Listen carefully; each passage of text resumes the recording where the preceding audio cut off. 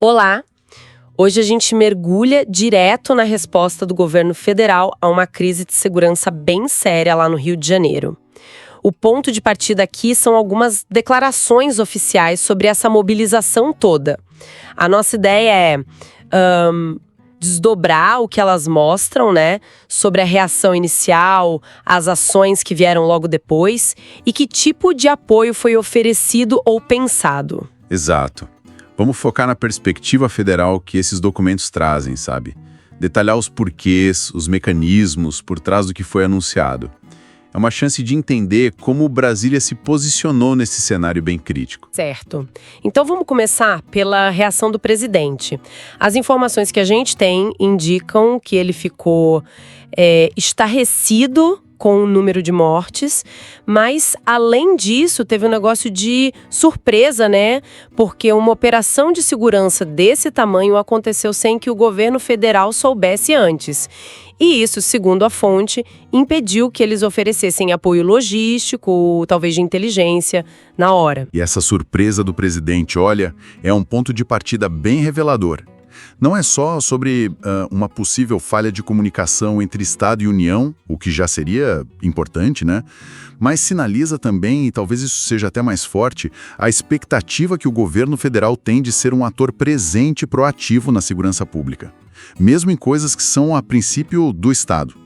A menção específica do apoio que poderia ter sido dado, tipo logística e informação, mostra que Brasília se vê como um parceiro fundamental, sabe? Não só alguém para chamar depois que o problema estourou.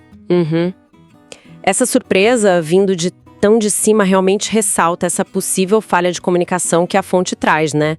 Não parece ser só uma coisinha operacional isolada. Talvez fale algo sobre a dinâmica mesmo, a coordenação política entre eles em momentos de crise. Exatamente. E a reação não parou na surpresa, né? Veio a ação logo em seguida. A ordem foi mandar, imediatamente, o ministro da Justiça e o diretor-geral da Polícia Federal para o Rio. Uma delegação de altíssimo nível, com a missão clara de se reunir com o governador no mesmo dia. Mandar o ministro e o chefe da PF não é pouca coisa, né? Mostra que o assunto virou prioridade máxima lá em Brasília, certo? Sem dúvida alguma. É um gesto político forte. Comunica a urgência e a seriedade. E o objetivo dessa reunião era bem claro, segundo as declarações. Fazer uma avaliação conjunta da situação ali na hora e, a partir disso, definir como o governo federal poderia ajudar concretamente. E olha, o apoio mencionado não era só para as forças de segurança do Estado, não.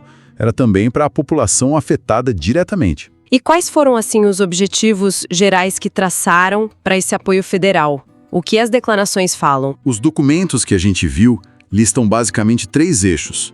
Primeiro, um foco quase humanitário, de minimizar o sofrimento da população atingida. Segundo, o apoio direto para as forças de segurança locais.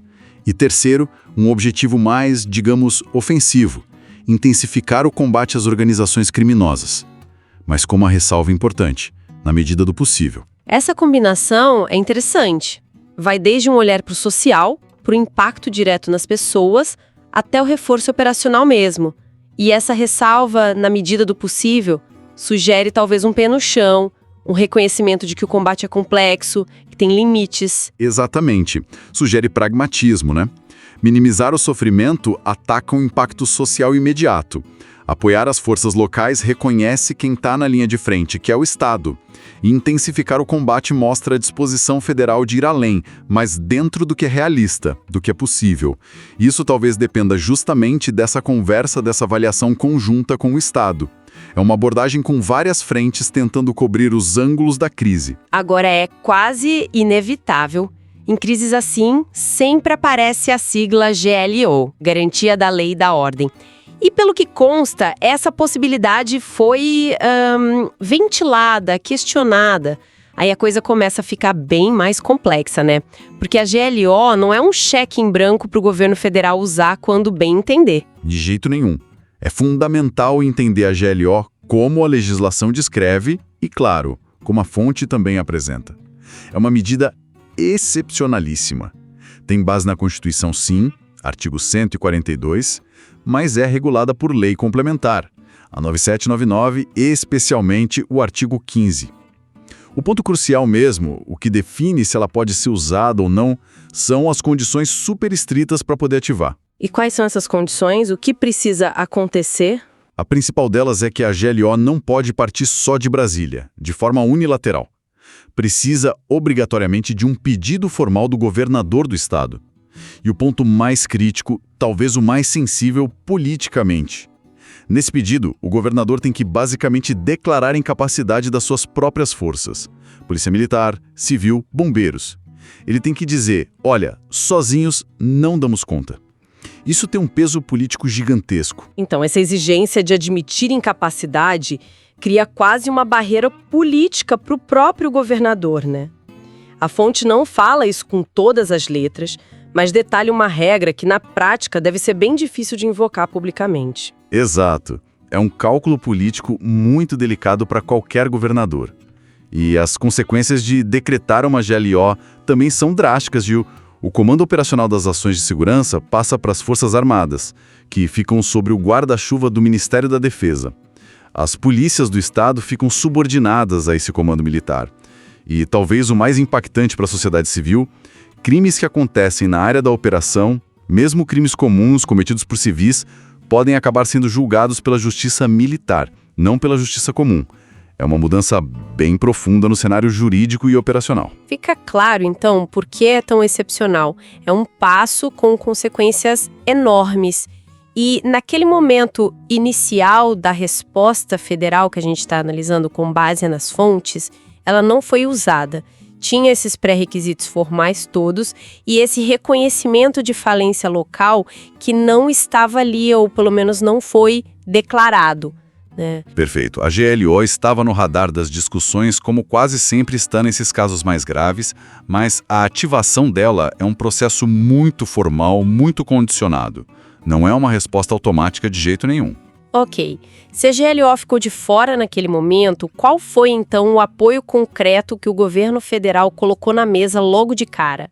As declarações detalham umas ofertas bem específicas. Sim, e elas são interessantes porque mostram onde o governo federal achou que poderia ajudar rápido a agregar valor de imediato. Primeiro, ofereceram vagas em presídios federais de segurança máxima.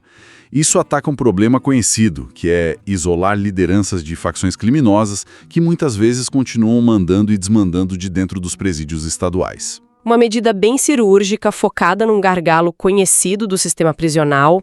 Que mais que ofereceram? Também colocaram à disposição uma força-tarefa de especialistas, sabe? Peritos criminais e médicos legistas. A fonte até menciona que eles poderiam vir da Força Nacional, da própria Polícia Federal ou até serem cedidos por polícias de outros estados. A ideia é suprir uma demanda técnica que explode nesses momentos de crise aguda, como a necessidade de fazer exames periciais rápidos e identificar vítimas. E teve também a parte de inteligência, né? Isso me pareceu importante. Sim, crucial. Foi oferecido acesso aos bancos de dados da Polícia Federal, especificamente os de DNA e os de balística. São ferramentas muito poderosas para a investigação. O banco de DNA ajuda a identificar vítimas e também autores de crimes. O de balística pode conectar uma mesma arma a vários crimes diferentes, ajudando a mapear como os grupos agem, a esclarecer homicídios. A ideia é usar essa capacidade federal para acelerar a elucidação dos crimes e entender melhor o cenário, inclusive para verificar se as vítimas tinham ou não ligação com crime organizado. Interessante como esse pacote inicial foca muito em capacidade técnica, prisional e de inteligência, né? Quase como se fosse um kit de ferramentas bem especializado. A fonte mostra o governo federal tentando preencher umas lacunas bem específicas do Estado, pelo menos nesse primeiro momento, sem entrar ainda numa intervenção operacional mais ampla, na ponta da linha. Exatamente. É um apoio focado em complementar as capacidades do Estado em pontos críticos e onde a estrutura federal tem recursos, digamos, mais robustos ou centralizados. Presídio de segurança máxima federais, perícia mais avançada, bancos de dados nacionais, São exemplos clássicos dessa complementaridade que a União pode oferecer. Além dessas ofertas imediatas, as declarações também acenaram com outras possibilidades de apoio, né? Mas que dependeriam dessa avaliação conjunta com o governador e das necessidades que ele apontasse. Quais foram essas possibilidades? 2 foram mencionadas mais claramente. A primeira seria reforçar o contingente da Força Nacional de Segurança Pública, que, aliás, já estava atuando no Rio de Janeiro. A fonte até contextualiza isso, lembrando que a Força Nacional estava no estado desde 2023 e que a permanência dela já tinha sido pedida e renovada pelo próprio governador umas 11 vezes. Isso sugere que é um mecanismo de apoio já conhecido, estabelecido e aceito pelo Estado. Entendi. Ou seja, aumentar algo que já existia e que funcionava por demanda do próprio Estado.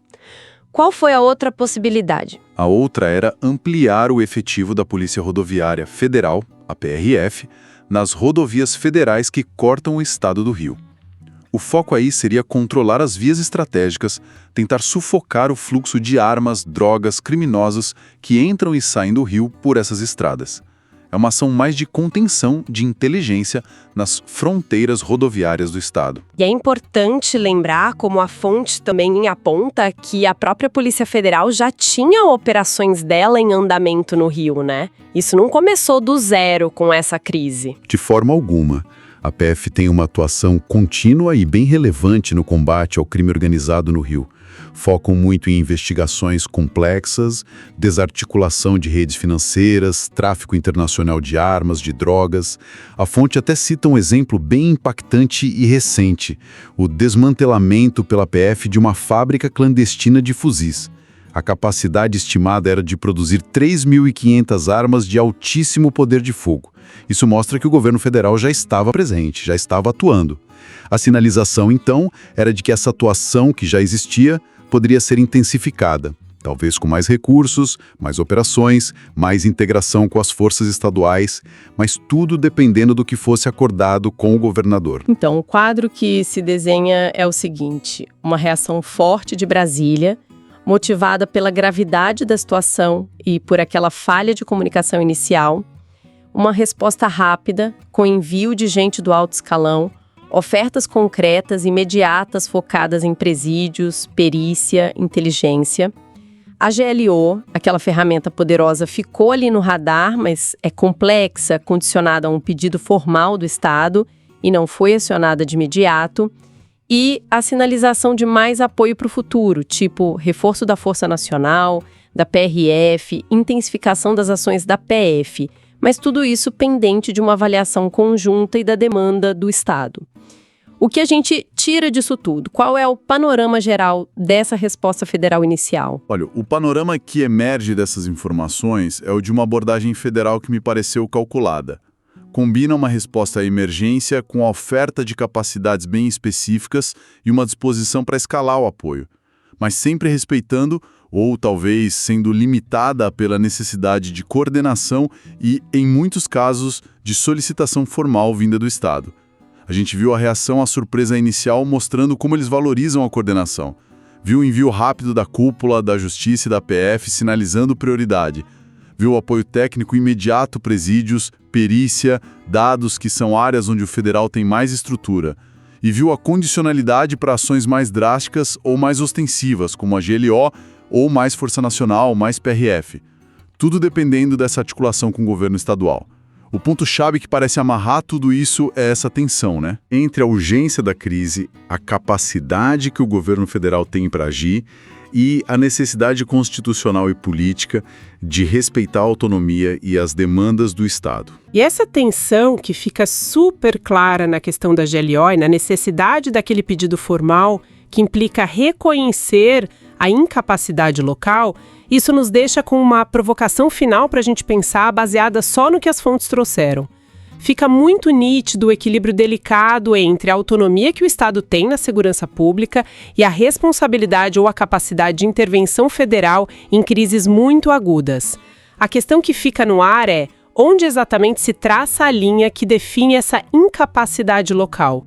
O que transforma uma situação que é difícil, mas que ainda está sob gestão do Estado, numa crise que justifica e legitima uma intervenção federal mais profunda?